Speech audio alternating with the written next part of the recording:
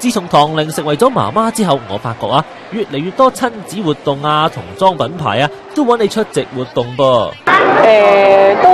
其實都唔算好多嘅，但係即係呢類型嘅 function 係多過以前嘅，一定係啊，咁都幾好啊！上次我記得之前又係啲小朋友扮嘢比賽咁樣咯，咁我覺得而家多咗機會接觸到小朋友。嗱，唐玲當年你都係做童星入行㗎。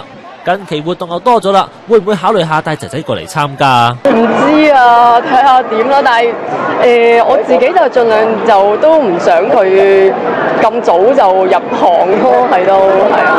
佢哋應該有晒啲遺傳。佢係好鬼馬嘅，佢係即係好中意，即係好多表情咯，影相啊嗰啲咧，佢係好多表情嘅。咁所以睇下點啦，即係最緊要佢自己嘅興趣咯，我覺得係。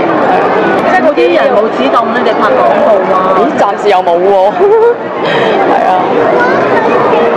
考慮又會唔會考慮？真係要諗下先，真係要開個家庭會議傾一傾先啦，係啊。